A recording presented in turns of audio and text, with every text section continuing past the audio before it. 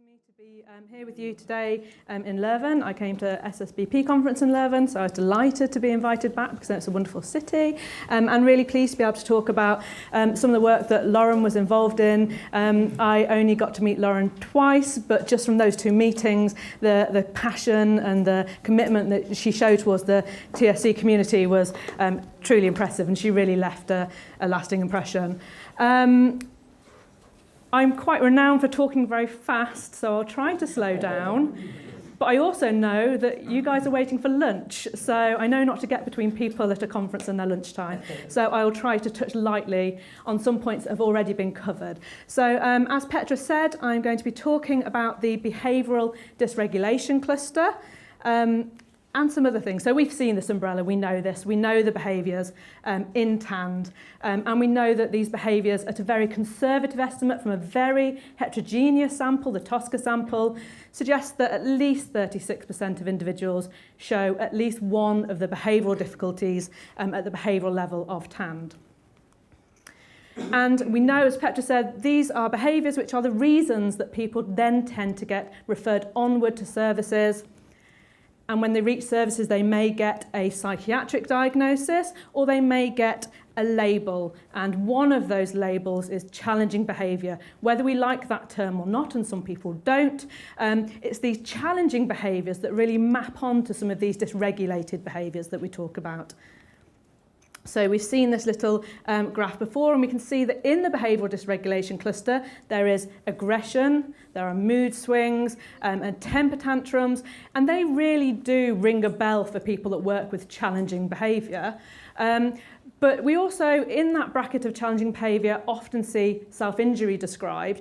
Now, in cluster analysis, the self-injury maps onto the ASD cluster as well. I'm going to borrow back self-injury for a couple of reasons. One is that it is so often talked about in the clinical and research literature together with aggression, and also because I believe that they are likely to have a shared etiology, a shared cause in tuberous sclerosis complex and in other syndromes and people with intellectual disability and autism spectrum disorder.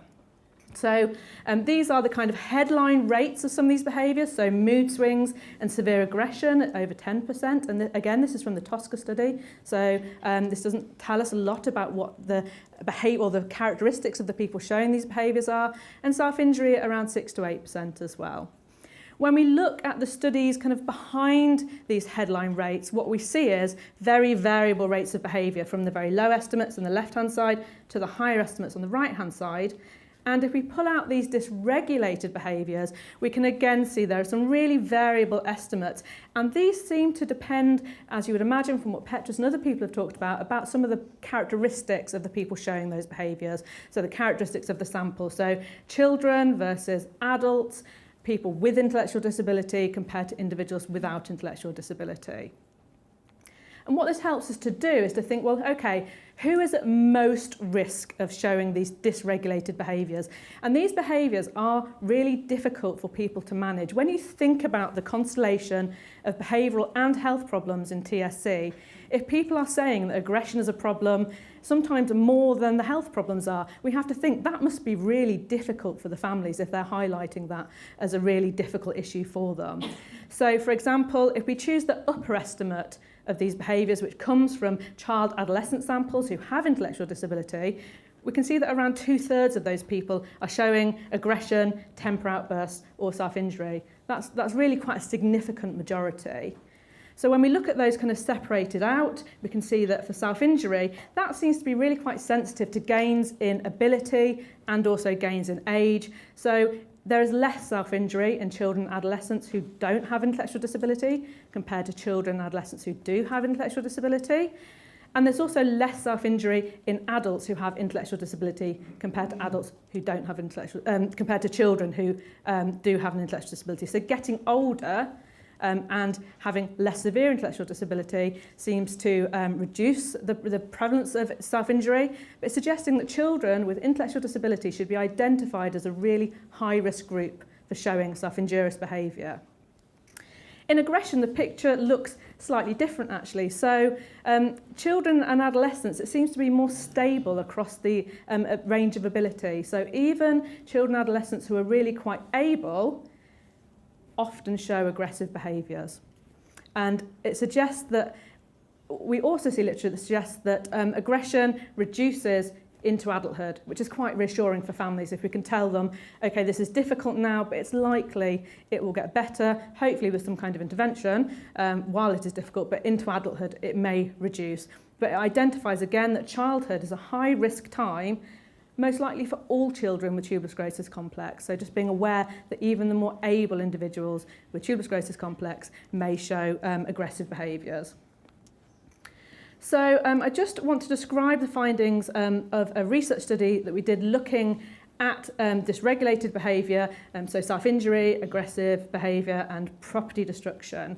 And looking at how persistent those behaviours are. So looking at behaviours at one time and then following up the same people 3 years later and just saying, do they still show the behaviour? And this was in what I would describe as a high-risk sample. So it's children and adolescents with and without intellectual disability, and then adults with intellectual disability. So there are no adults in this sample who don't have intellectual disability for methodological reasons, but because we don't have those in this sample, this is a high-risk sample of having these behaviours. And in a way, what's quite reassuring is that across those 3 years, actually around half to two-thirds don't show these behaviours. So these behaviours are completely absent across 3 years from half to two-thirds of the sample.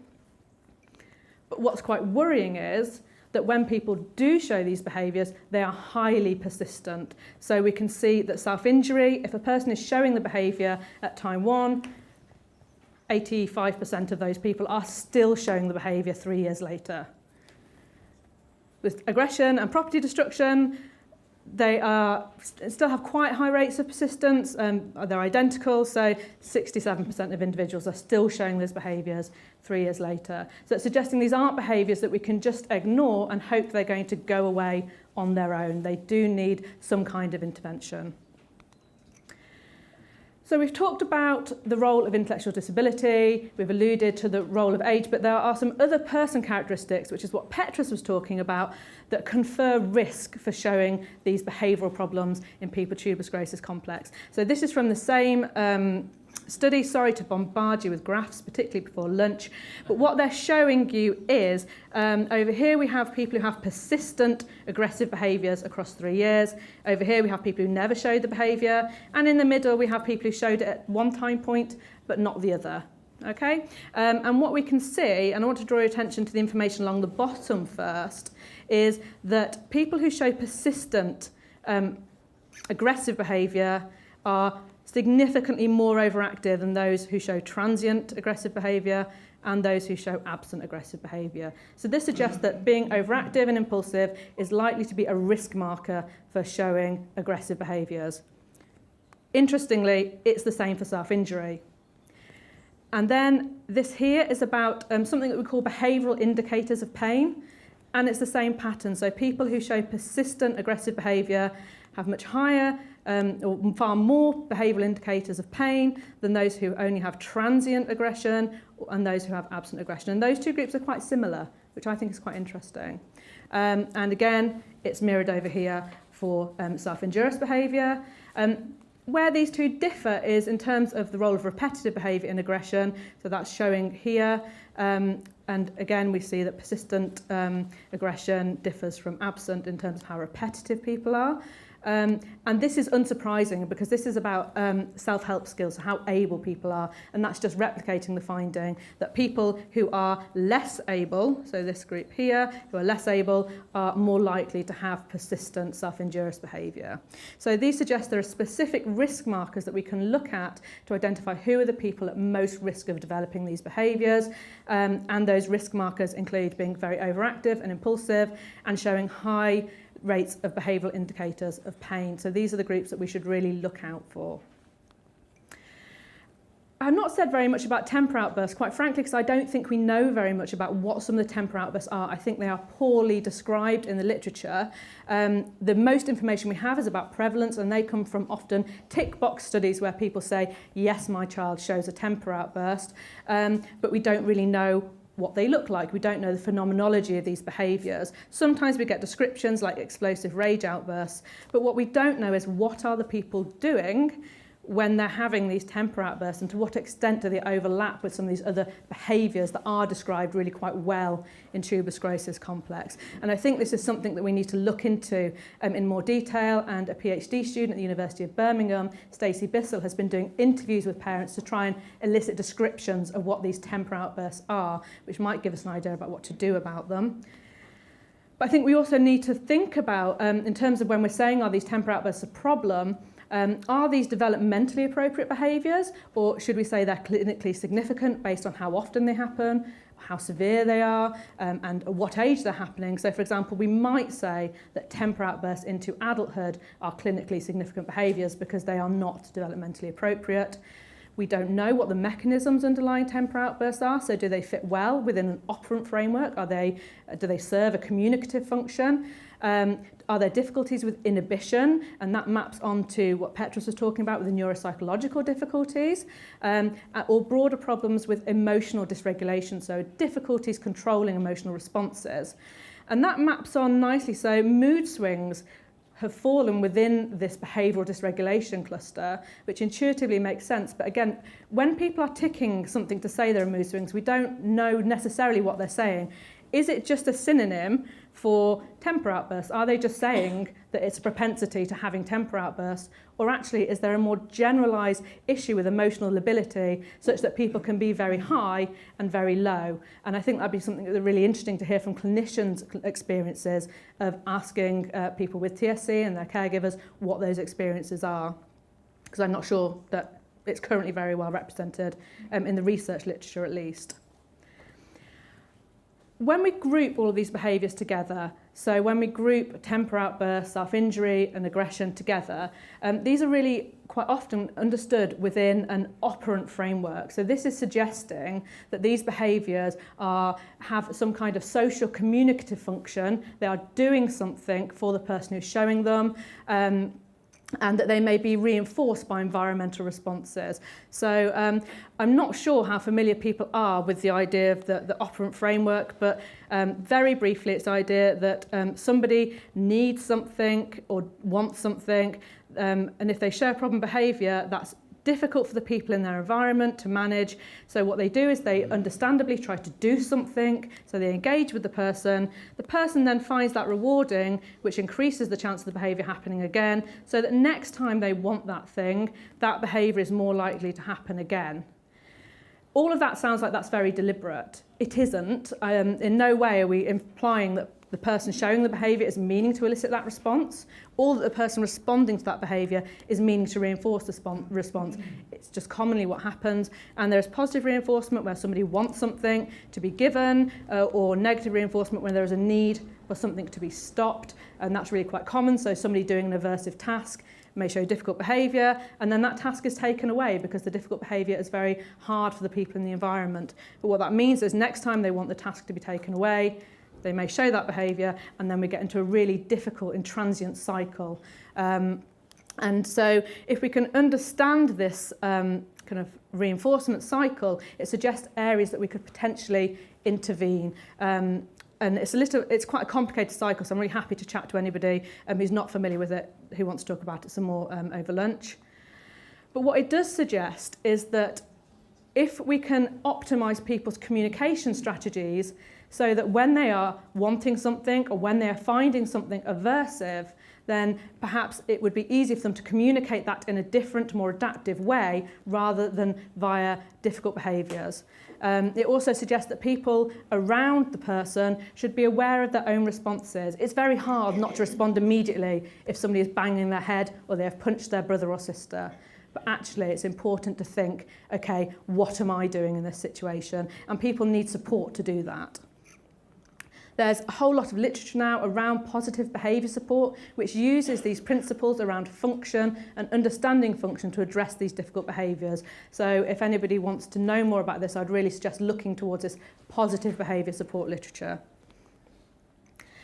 I think it also may talk slightly to why anxiety in some of Lauren's analyses has loaded into this cluster, because when somebody is very anxious, it may exacerbate this need for something to happen or for something to go away. So if we think about phobias, if somebody is very anxious about a particular stimulus, they are going to want that to go away very quickly. If they can't say that they want it to go away, then they have to use the behaviours that they can access easily.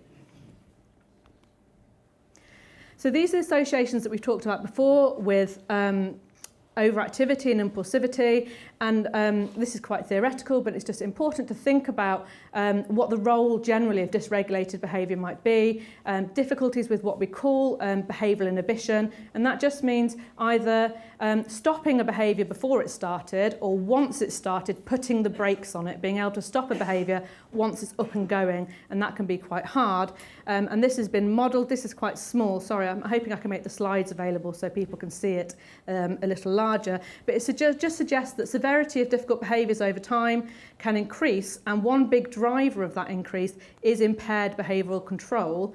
But it also includes in this model intellectual disability and ASD impairments contributing towards the trajectory. And I think that really speaks to tuberous sclerosis complex because of these additional constellation of behaviours. And the original model was specifically for self-injury, but I think the middle section, which talks about environmental control via social reinforcement, is really likely to be applicable to aggression and to temper outbursts as well. One thing I want to talk about, and this is, you'll probably be pleased to know where I'd like to end really in some ways, is that within this model, they've included painful health conditions. And people have already talked and are so reassured to hear people talking about the link between pain, illness, and behaviour, because in the wider ID literature it's really not very widely acknowledged, but pain can often act as what's described as a setting event in the operant framework, and what that means is it changes the relationship between a situation and a behavioural outcome. And I think the most intuitive example of this is if we have a headache and we're driving, we are far more likely to beep our horn at people who drive into us around a roundabout or something along those lines. We just become much more irritable if we're in pain, if we're hungry, if we're tired. These are all setting events. And so it's important to think about these painful health conditions. We see it mirrored in the research findings. So people with persistent aggression and persistent self-injury have higher levels of behavioural indicators of pain than people who don't have persistent self-injury or aggression. And that's really problematic in TSC because of the range of health problems that we find in the syndrome. And this is a paper that just simply listed the types of health problems that there were, and I've highlighted the health problems that are likely to be painful: teeth problems, bowel problems, gastric problems. I've highlighted epilepsy and seizures because of the likelihood of brain tumours and so on, and also skin problems. And what we do know with pain and illness is that the gold standard of identifying this is that people tell us. They describe what it feels like, they describe where it is, and we know that in tuberous sclerosis complex, a lot of individuals will have communication problems. And I'm not just talking about the group of people who have profound intellectual disability, it's also people who have who are more able but still struggle because of social communication difficulties to describe and label quite abstract things like pain. So these communication difficulties can preclude effective self-report, and therefore the behavioural signs that people have talked about may either be missed, completely missed, or misattributed because they overlap with mood. When we describe how people appear when they're ill, we say they're miserable, they're tired, they seem tense, they're restless. And those are quite nebulous, they're quite hard to pin down what they are. So it's really important for people to be aware of changes in this cluster of challenging behaviours or dysregulated behaviours, inactivity levels, eating or sleeping, or reduced interest or avoidance of activities. And to do that, it's really important to monitor behaviours. And there are tools available to use for people who are non-verbal. So this is the FLAC pain scale, which looks at people's facial expressions, their activity levels, whether they're crying and so on, and caregivers just rate what their behaviours are. There's the non-communicating children's pain checklist by Brew and colleagues. But what I think is really important, I think this is what Petrus was saying, is that if somebody is showing really difficult behaviours, it's very important, I think, to first of all rule out that they are experiencing a physical health problem that's contributing towards them showing these behaviours. It's a much more effective way of reducing the behaviour, but also nobody should be in pain without it being identified, and it can have serious health consequences in TSC specifically. So before I finish, I bought my phone not because I want to read Twitter or anything as I'm presenting, but I think this reinforces the case study that Petrus was describing, actually. So this is a quote from a caregiver who took part in a research study and received feedback from the non-communicating children's pain checklist. And this child's scores were really quite high. So the parent said, her individual results came back to us having been analysed, and several times in this report it recommended that we check her out with her GP because she was showing behavioural signs of being in pain. We thought these behaviours were part of her TS and challenging behaviours in general. In fact, during discussion, her renal consultant decided to push for an MRI, as her paediatrician locally hadn't felt it was necessary to arrange one at all. Claire was then found to have a SIGA, which was removed by emergency surgery 2 weeks later. So indeed, her behaviours were an expression of pain that no one knew about because of her communication difficulties.